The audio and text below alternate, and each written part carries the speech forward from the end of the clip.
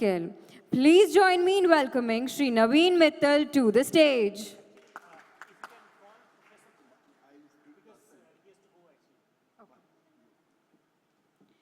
So there's a slight change. We would be inviting Professor Balakista Reddy, Chairman, Telangana Council of Higher Education, to address the gathering first.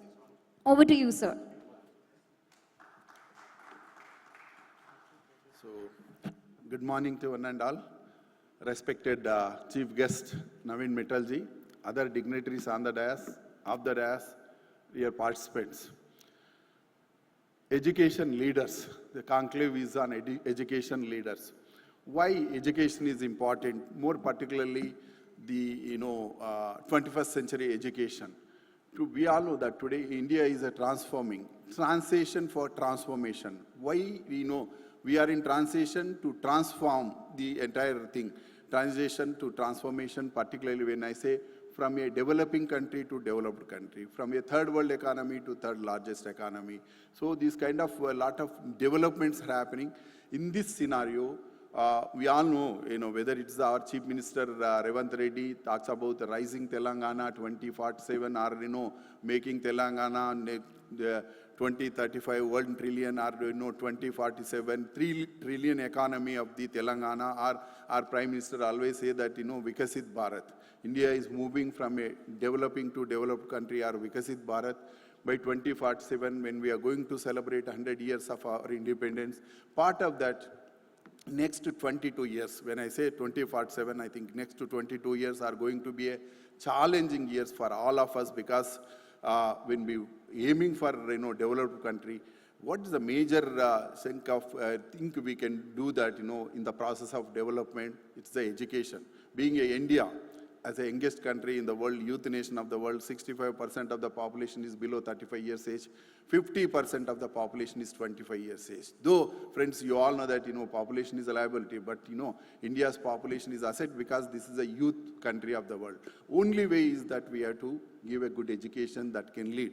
And today, no hesitation in talking about that, whole world is eyeing on India, viewing on India, looking towards India, because India is going to play a significant role in the 21st century. We all know that those who possess knowledge, those who possess technology, those who possess intellect, they rule the globe. For instance, 19th century was ruled by small country continent, that is Europe and UK sort of thing. 20th century, America, and 21st century is the Asian century, we say, are more particularly in the, whether it's India, China, and India, if I have to speak, definitely being many countries are going to depend on that because of their aging population, whether it's a China, whether it's a Japan, I can tell you. So in this scenario, if India is going to play important role, only way is that we have to have our education system, not only looking into our own needs, we have to, it's our sacred responsibility to see that global needs. So if we have to look at the global needs, definitely we have to think education. Of course, I've been reminded by Alvin Toffler in his famous book, Future Shock. To avoid future shock, he said that, we need to have our education system futuristic rather than the, past. So that is, though he wrote this book in 1970s, but today, this is very relevant in the 21st century education, and particularly here we are going to, next 2 days, we are going to discuss the technology and more particularly AI technologies. Of course, technology is not new to the humanity. I am happy to share with you that you go to any civilization, say technology was there, is going to be there. When I say yes, any civilization, humanity was used technology for betterment. Humanity was used technology for comforts. But how the transformation is happening is very important for all of us. Yes, if you look at, maybe latter stage, lot of invention, innovations, which led again, a fast movement of technology, whether it's a Renaissance, a Reformation movement, printing press, invention of printing press that helped then a global society, then sea route, sea trade, all these kinds of innovation, helped, part of the technology. But I'm not going to, discuss, but I can tell you how this transformation of technology is happening last 500 years. If I say we as a humanity has witnessed revolutions in technology. What kind of revolution? 17th century, it is the scientific revolution. 18th century, political revolution. 19th century, industrial revolution. We all know that Whether it's the first industrial, second, third, today we are 4.0 or 5, whatever. Though this kind of transformation is happening, coming back to the 20th century, what is the revolution we all witnessed? Communication revolution. And today we are in 21st century. What is the revolution we are all witnessing? It is the digital revolution. AI is one part of that. Okay, digital revolution. And of course, more particularly, it is today we use the buzzword. I am coming to the last 2 decades of the 21st century, the kind of transformation is happening in technology. We all know that we use the buzzword that's called net technologies. What do we mean by that? That means new and emerging technologies. I call them as A to Z technologies. What do we mean by that? That means that you name any alphabet. A means, of course, artificial intelligence, automation, to big data, to Bitcoin technology, to cryptocurrency, to drone technology.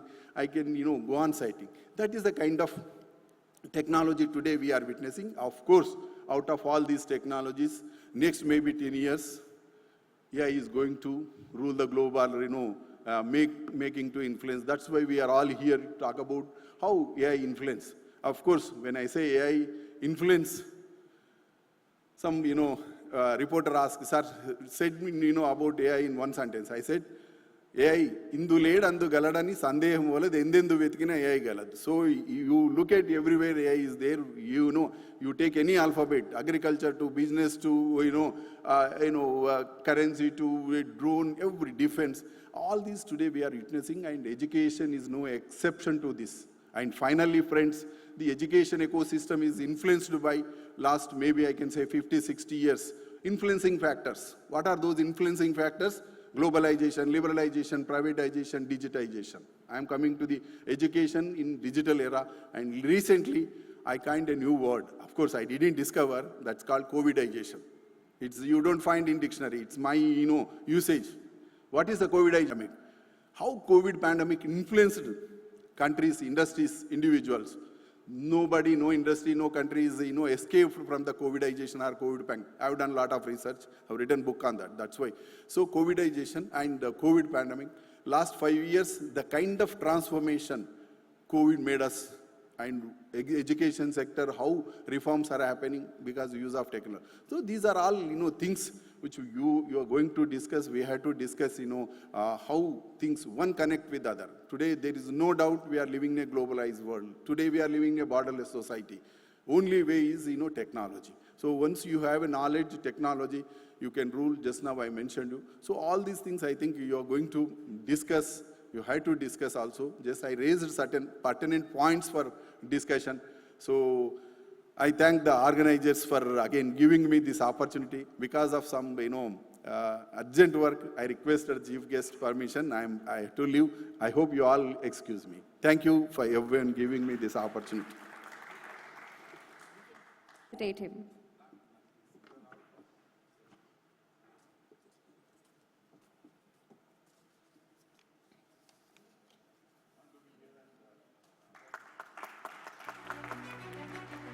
A huge round of applause for Balakista, sir. Thank you so much for being here, sir.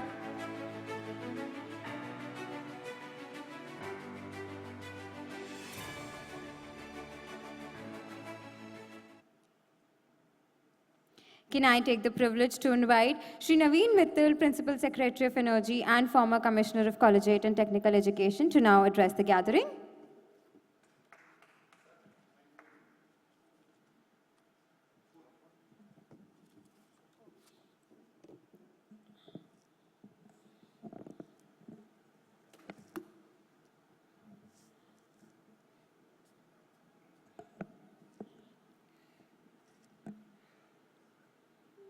Dignitaries on the dais and my dear friends, very good morning to all of you.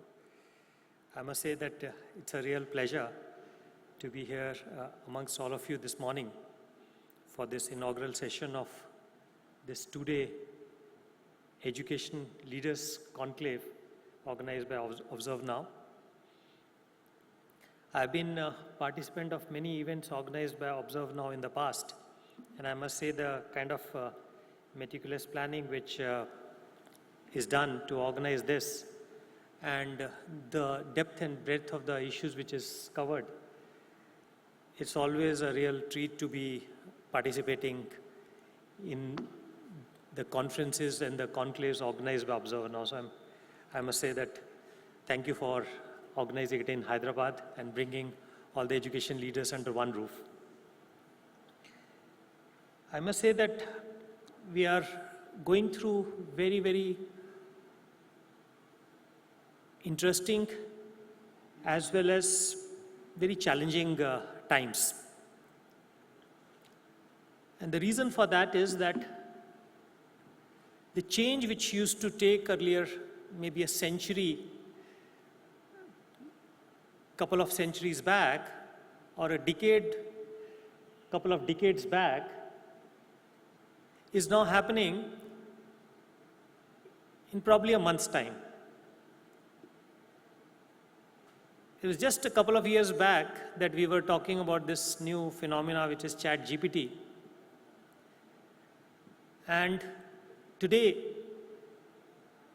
in just about 2 years, we are seeing so much of transformation which has happened in the field of AI that it looks like as if few decades have gone through.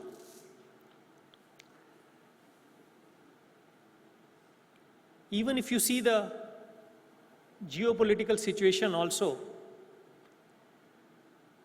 every day we go through the kind of issues and challenges at the global level that it is almost unpredictable a few days back. I mean, the kind of issues which India is going through with US and other major countries around the world is something which we would not have had anticipated maybe a few months back. And in the field of education, I must say that, again, the rate of change which is needed is also of very, very immense order. And why I'm saying that is, there was very interesting question which was asked at the beginning. That is, if you can use AI, how would you use it? And I also answered that I would like it to become my personal assistant. And the reason is, maybe the office PA sits in the office, but this personal assistant is with us all the time. And more often than not, it is also listening to every single conversation we are making. So it's with us. I would not even say morning to evening, but almost 24 hours it is with us in our hands or in our pockets or on our bedside. And many of us are wearing a portion of it also on our wrists, maybe during our sleep also. So it's with us. And some of you made very interesting comments also that we want it to be making us more human. There was a wish that it should attend meetings on our behalf. And I think it's important that we start looking at the end rather than the means to achieve the end. I mean, I will just give an example of a meeting. More often than not, we have meetings just for the sake of meetings. So whether you make AI attend the meeting or you attend, what is it that is being achieved in that meeting is also a question which we need to ask. And if everybody is making their AI agent attend that meeting, then what is going to come out of that meeting is also something which we must ask. I'll tell you a very interesting thing which I had with my chief secretary couple of weeks back. So he sent me a very interesting analysis of his performance based on the calendar entries of last 3 months. So this is the calendar we have. Download that calendar and push it through the AI engine and tell it to evaluate how you have spent your time, what have you done more, what you could have done. And it was very interesting analysis. And I first replied to him on my own, and then I put his analysis into another AI engine and generated a reply. And sent it to him, and I said, the first one was my reply, and the second one is an AI-generated reply. So he says, now my AI is talking to your AI. And we are moving into that stage. So when we are into that, then I think what we should ask is, what is the objective we have, and are the means of achieving that objective really what we want to do, or are we just doing it for the sake of doing it? And I think that is something which we as humans should start asking. And it is not just for meetings, but it is also for larger things also, larger goals also. Larger goals for our country, larger goals for us as a humanity. What is it that are the ultimate objectives for a human being? And how do we achieve them? Rather than just doing things which we have been doing for the sake of doing. And similarly, I think we have to also start asking about the purpose of education per se. Some of you may say that, oh, you're challenging the purpose of education. But I think when we are going through such transformative times, it's also important for us to go back to square one and ask, what are we trying to achieve through our education process? And similarly, we should also ask, what are we trying to achieve through the work? And what the future of work is going to be, what the future of education is going to be. These are buzzwords, but ultimately, I think parallelly, we need to understand what is the future of work and what is the future of education. Increasingly, the work is being done by machines, and look at the scenario, let's say, maybe 50 years down the line, Professor Balakishna Reddy was talking about 2047. It's a buzzword because it is going to be 100 years of independence, but let's say 25 years down the line, or 50 years down the line, or 75 years down the line, how work is going to happen. And if you ask me, I would say that as human beings, we are being encroached by two things parallelly. One is the automation of labor work, which is, I would say, work which used to be done by human hands, or humans as a man-machine, is increasingly being done by robots, and will be accelerated. It will be accelerated, and more of it is going to be done. And now, the mind work or the thinking work is also being done by AI, and it is going to be increasingly so. So we are being compressed from two sides. Our manual work, that is the work which is done by hands, is going to be done increasingly by robots, and our thinking work is going to be increasingly done by AI engines. So then the question is, what is it that the human being will do? And it's time that we start posing this question to ourselves more and more, that is this work which is happening, is this work going to be done by hand 20, 30, 50 years down the line? Or is this work which is now being again done by, let's say, again by human mind, is going to be done by human mind or not? Simple example, 40, 50 years back, or let's say 25, 30 years back in Indian condition, most of our account books were written by hand. So there used to be this accountant who used to calculate, tick mark, cross mark, every single entry. No more being done other than maybe small shops or very small businesses, maybe single person or 2-person businesses. Other than that, I don't think anybody else is now maintaining account books by manually. So it is either in an ERP system or at least on an Excel sheet. So your calculations which were being done manually are no more required.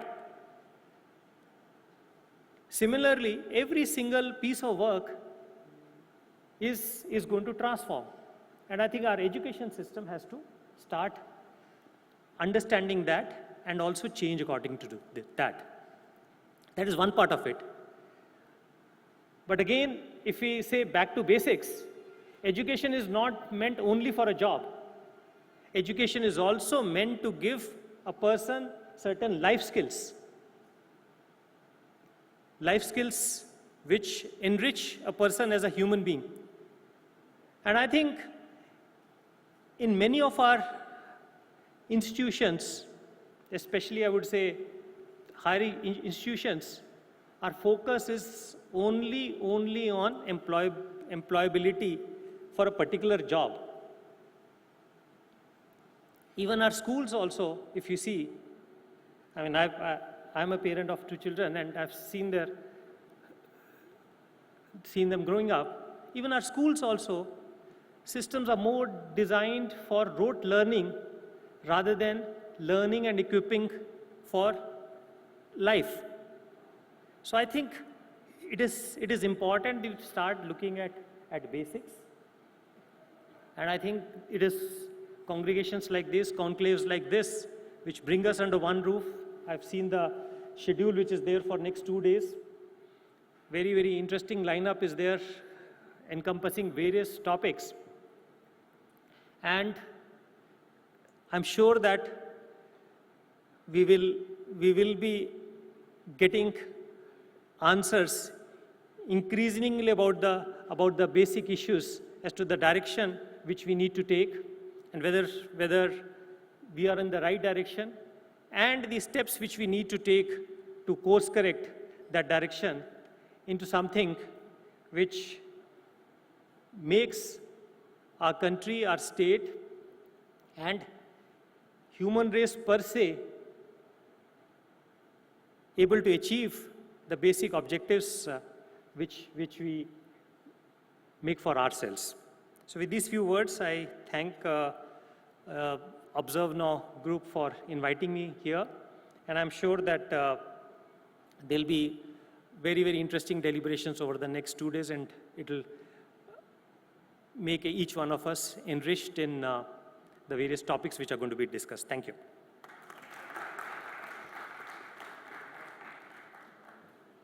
Thank you so much, Sri Naveen. It was truly a pleasure listening to your meaningful words, and thank you for speaking with such depth and heart.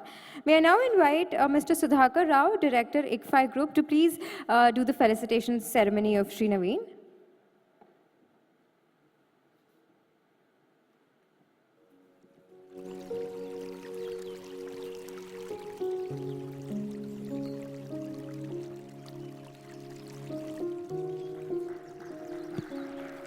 A huge round of applause for Sri Naveen Mittal.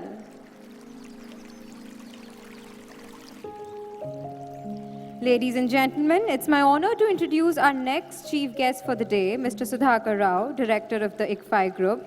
And today, we are thrilled to share a very special moment with all of you. Mr. Sudhakar will be launching his latest book right here on this stage, titled Divisima Business Fables. A huge round of applause for this great milestone that he has achieved and the one that we'll be celebrating right here on this stage. His book, titled Divisima Business Fables, focuses on why not let kids get familiar with business too. Children grow up exploring maths, science, and history, but understanding how people trade, build, solve problems, and work together is just as important. This collection of gentle fables makes those ideas accessible without turning into lessons or lectures.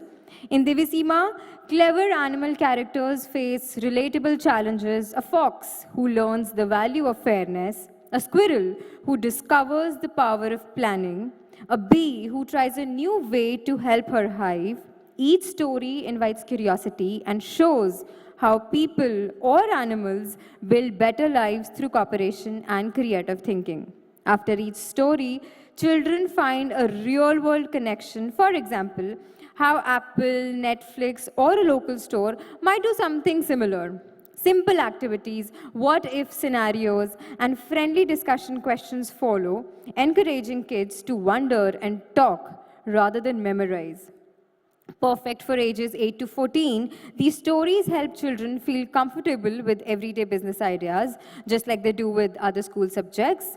If you believe kids can think for themselves and discover how the world works through stories, Divisima is a place they will definitely love exploring. So without further ado, let's welcome the man behind this inspiring initiative, Mr. Sudhakar Rao, to officially launch his book and address the gathering. Over to you, sir.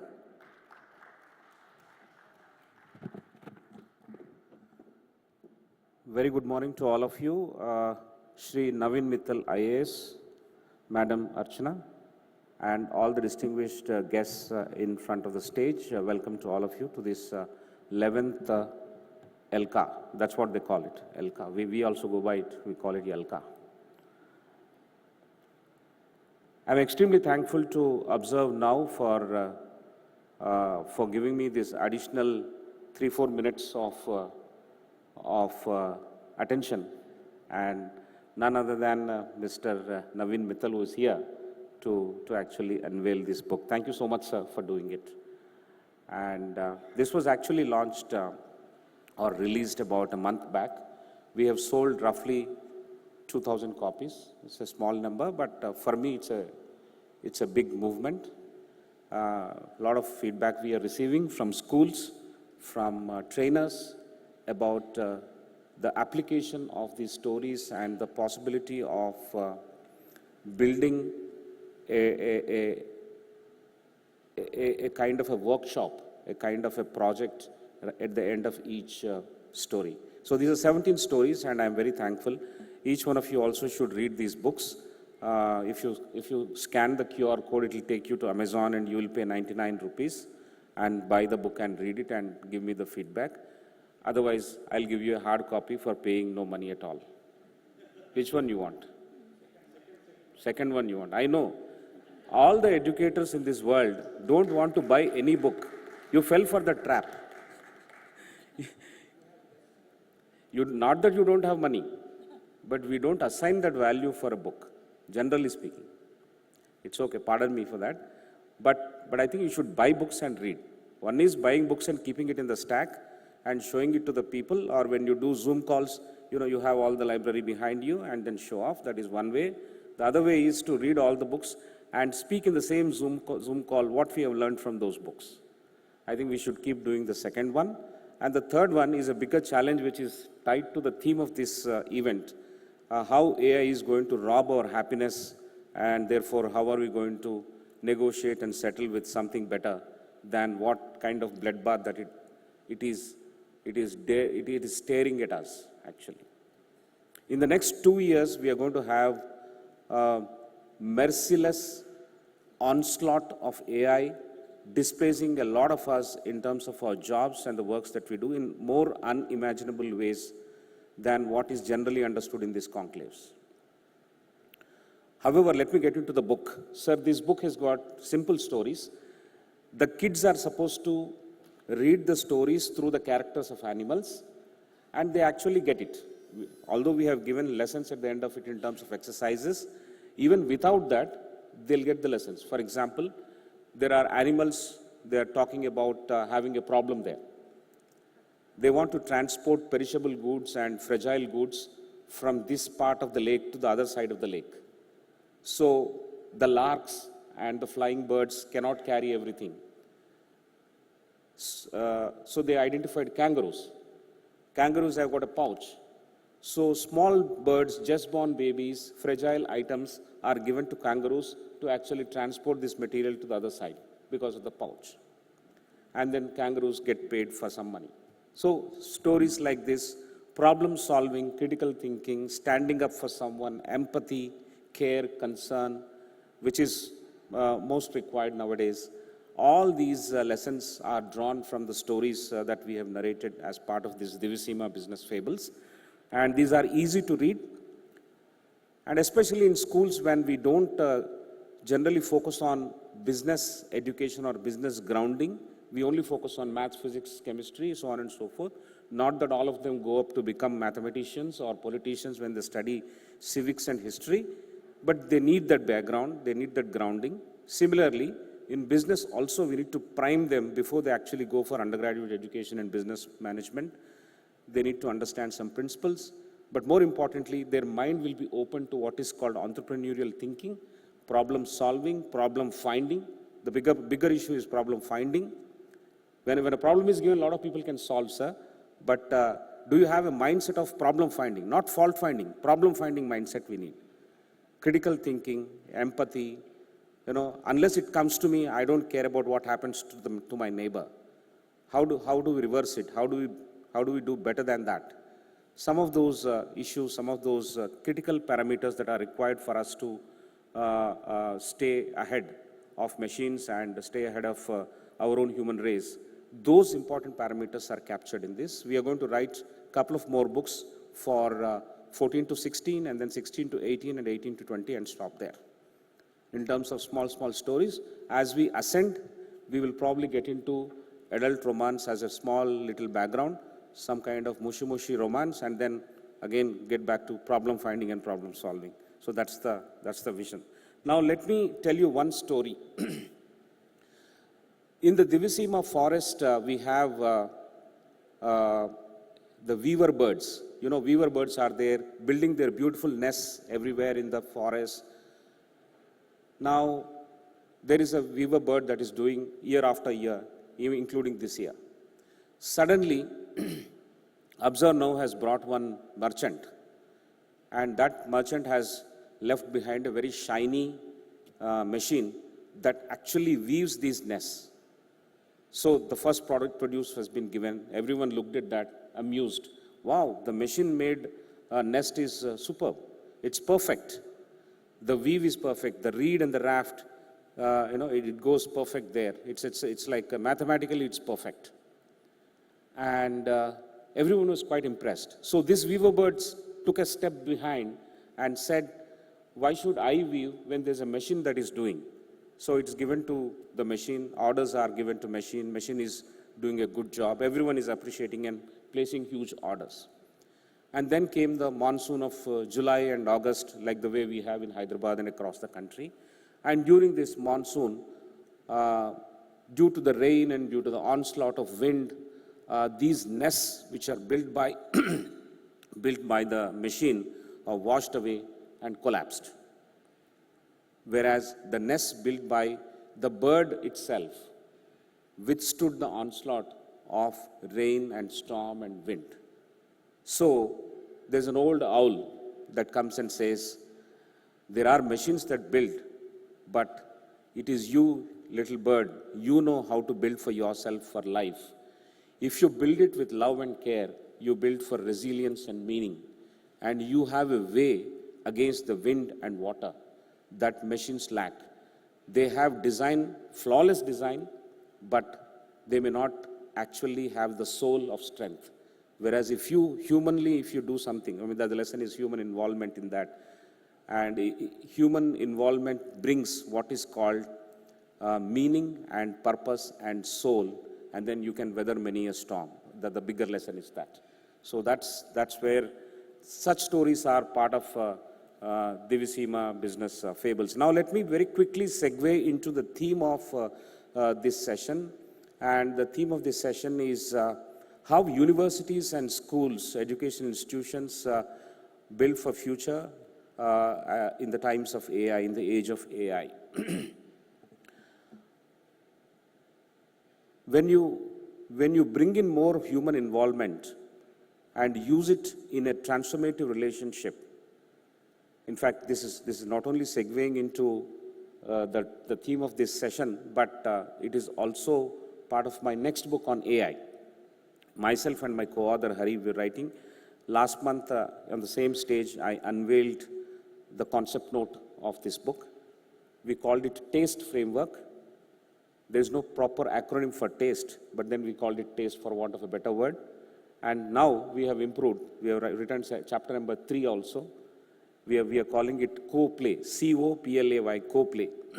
Co-play epitomizes the fact that we need to build a relationship with AI and not use it as a servant master, not use it for command, but be a companion to AI.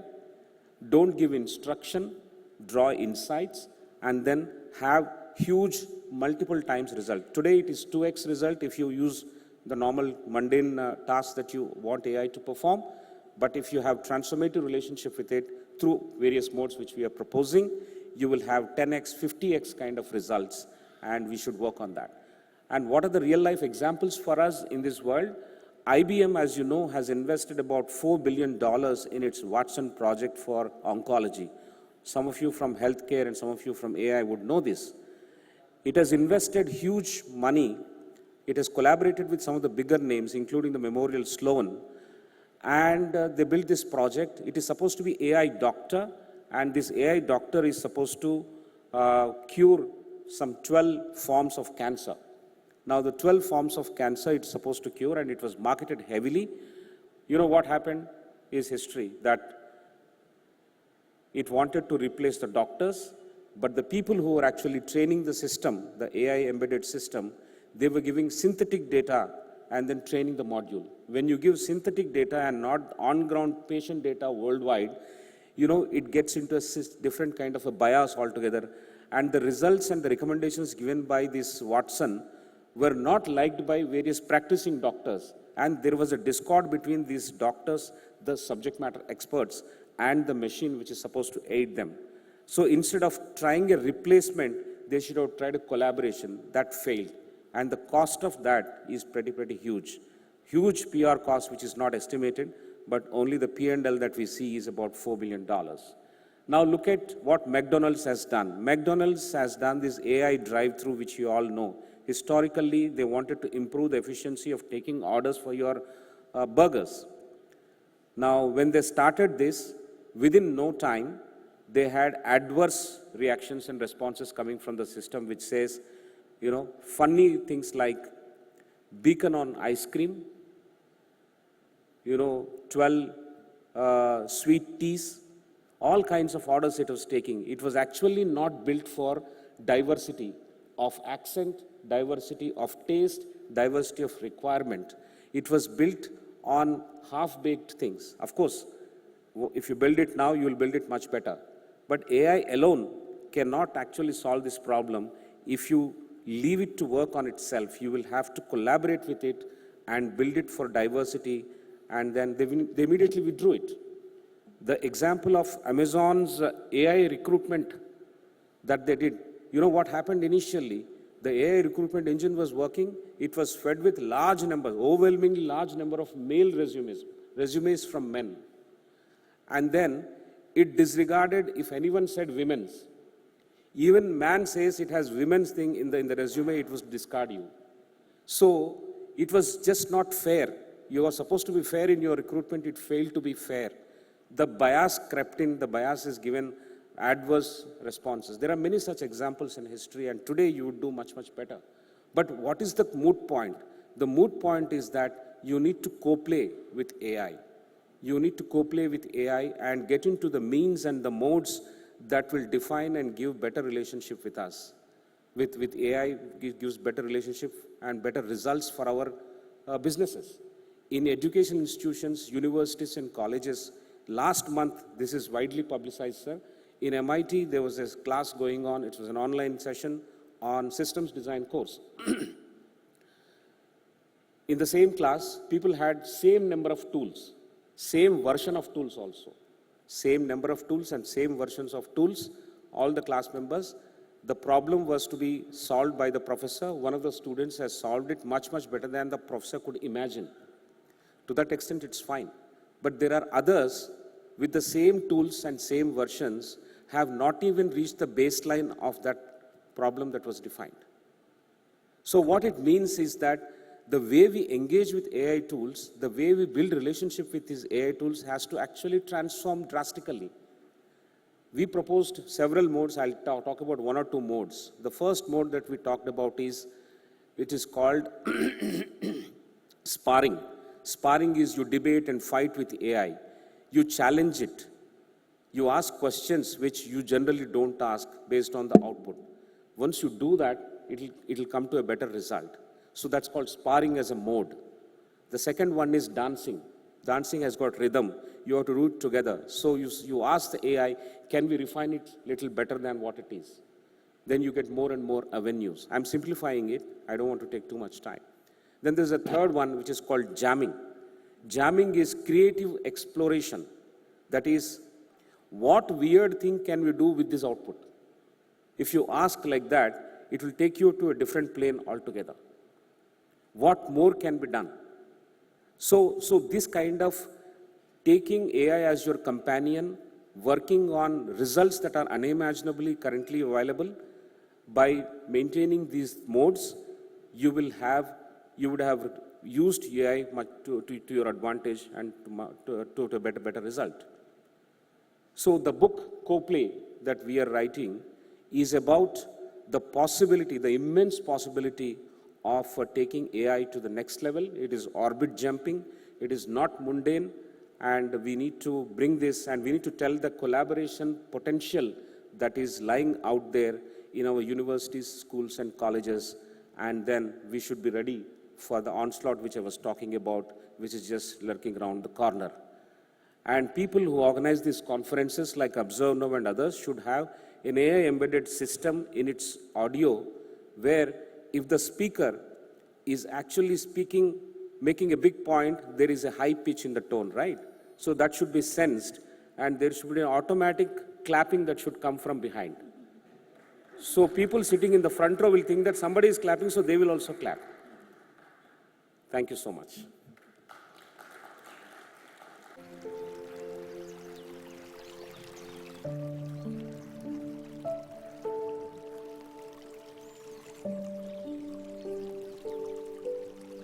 Let me now take the privilege to invite our next chief guest for the day, Dr. Archana Mantri, Vice Chancellor, Anurag University, Hyderabad. She'll be addressing the gathering on the theme of ELCA, which is AI-powered universities and workplaces shaping the future of learning and skill. Please join me in welcoming Dr. Archana Mantri to the stage.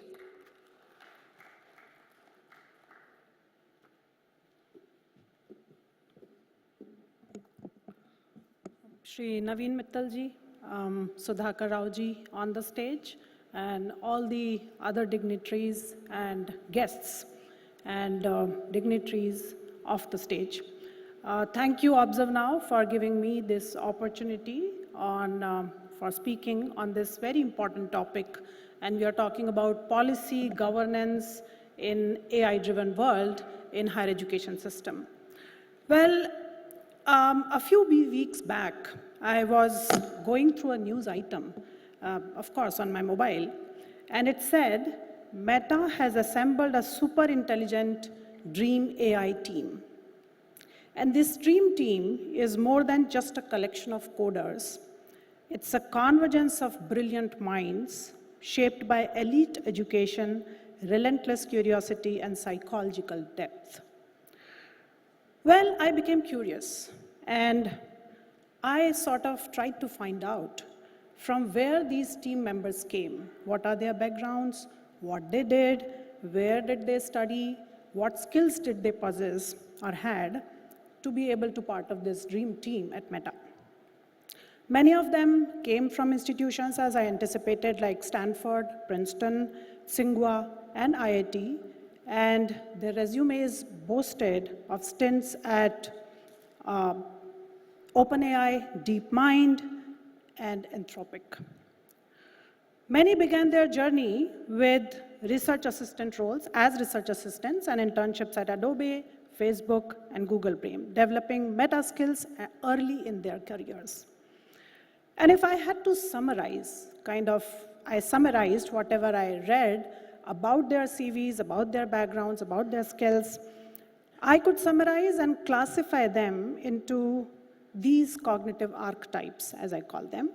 And these are 3 cognitive archetypes. And there is a reason that I'm giving you this background and my reflection and my analysis in front of you, and it is going to lead to 2 very important questions for us who are the policy makers at higher education systems or education institutes. So coming back to their cognitive archetypes, which I classified, one of the team members is named as Shenjua Zhao. He has done his PhD from Stanford. I classify him and his types as the researchers. They focused on theoretical purity and experimental control. Another one, Suchao B, he is YouTube Shorts co-founder also. I would classify him as a cognitive archetype as the builder, driven by execution, system thinking, and a strong product to research feedback loop. So when I say product to research, it's not research to product, but a product to research feedback loop. And finally, the 3rd cognitive archetype is the synthesizer. And one of the team members' name is Yuan Chong, Google Research, and he had a stint at Google Research and OpenAI. He excelled in cross-modal creativity and possesses a design thinking mindset. So 3 cognitive archetypes. I again paused and reflected, and I analyzed that technological change, geoeconomic fragmentation, economic uncertainty, demographic shifts, and green transition, individually and in combination, are amongst the major drivers expected to shape and transform the global job market by 2030. Then, at the same time, I caught hold of this very important report, which is published by World Economic Forum, and it's named as World Economic Job Report, Future of Jobs, Report 2025. And one of the paragraphs in the opening abstract kind of place, it read thus: broadening digital access is expected to be the most transformative trend, both across technology-related trends and overall. 60% of the employers expecting it to transform their business by 2030. So this is a World Economic Forum Future of Jobs report.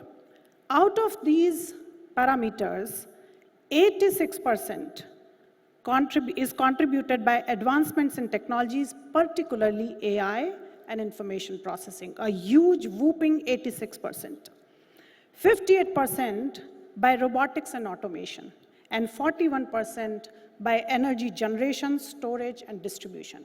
These are coming from World Economic Forum 2025 Future of Jobs report. So all these are expected to be transformative the way we look at future of jobs. Analytical thinking, however, remains the most sought after core skill amongst employers, with 7 out of 10 companies, 70% of the companies considering it as essential in 2025. And followed by resilience, flexibility, agility, along with leadership and social influence. My co-speakers also touched upon these factors in the world of AI. Still, resilience, flexibility, agility, human attributes, all in the world of AI are going to remain paramount.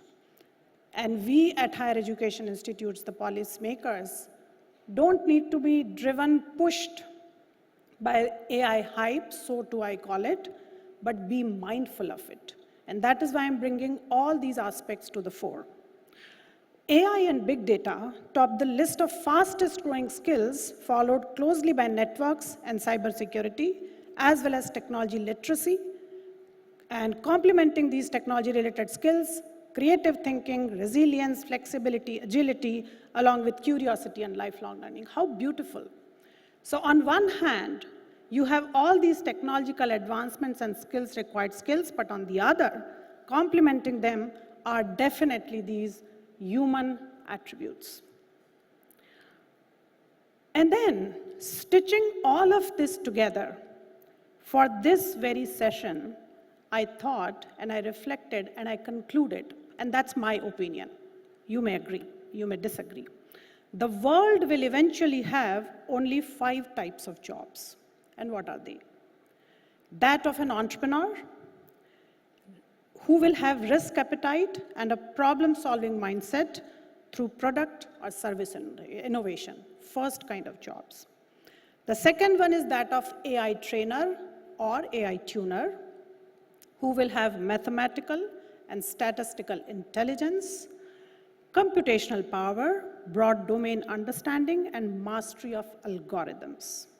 Now, AI can do all of these, but a human is going to drive on the top of it, being the AI trainer or tuner. Second kind of job. Third, prompt engineers. Use case orientation and the ability to apply AI in real world contexts. That's the third kind of jobs. Fourth, design thinkers. And you can call it them attributes also. Empathy combined with experimental innovation.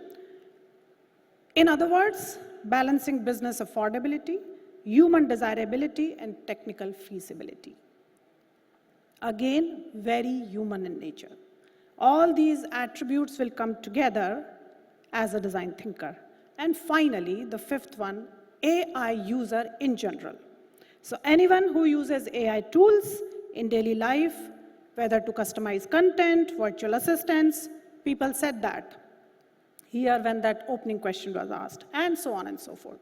So only 5 kinds of jobs in whatever way you can think of about yourself, your next generation, these kinds of jobs are going to exist. And again, a disclaimer, my personal opinion, you may agree or disagree. And you can complement or supplement these kinds of jobs. But then, the big question remains, how do we prepare the current and future workforce for these kinds of jobs which are going to be there, at least in the next 5 to 10 years of future, we can see it. And for the higher education policy makers here, the 3 important pillars of education. We call it research, innovation, entrepreneurship as the first one, academics the second one, the third one as administration. But mind it, the fourth one, very important pillar is getting added, and if you have not already added, please be prepared to do it. The fourth pillar is going to be the well-being. As I anticipate, these 4 pillars, research, innovation, entrepreneurship, academics, administration, and the well-being of everybody under the sun on this earth, we will have to have a spiral model of knowledge, skills, attitudes, and values interwoven in parents, communities, teachers, and peers so that the students create new values, they reconcile tensions and dilemmas, the VUCA world as we call it, and take responsibilities of their actions. This is what the education, higher education systems, or for that matter, all education systems under the sun on this earth need to do. At Anurag University, we are experimenting. All the universities have their own models of education. We are experimenting with 5E approach. And that 5E approach, if I want to summarize, or if I want to expand, it is excite, explore, experience, experiment, and effectuate. And I'll repeat, the 5E approach that we are experimenting is excite, explore, experience, experiment, and effectuate. To conclude, what are the emerging principles to support new vision for education in the AI-driven world? And I propose to have 3-pronged strategy. For managing disruption, the university strategy needs to take into ambit the societal and sustainable priorities related to environment, society, and governance. Second, bring into focus not only academic autonomy, but also research, social, and innovation autonomy. So we are moving ahead from being innovative to passing on or being autonomous in innovation also. Pass on that to the next rung of leaders. And accountability too. And third, most important, build green and digital culture. I also went on to summarize the 7 principles on which higher education system should be built on. First, maintain diversity and redundancy. Manage connectivity, because we are talking of a digitally enabled world and education system. So manage connectivity, encourage learning and experimentation, broaden participation of stakeholders for better experiences, promote polycentric governance, foster understanding of complex adaptive systems, and for sure, do not forget the slow variables. Change is always inhibited and challenged by slow variables, but we have to be mindful of that. So the parting question finally, how can we build theories, practices, and experiences based on these 7 principles of education in an AI-driven world? And also the 3 questions of managing disruption. How can these experiments equip future global citizens with right values, attitudes, and lifelong learning skills? What for? To achieve the supreme goal of an equitable world. That's what should be the purpose of education.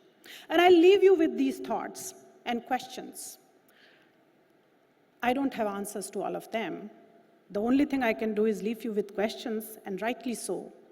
The state of education in 2030 or 2047 will be determined collectively by we educators and our students together, by making right choices, by embracing the change, and by reimagining the education in the AI-driven world. Thank you.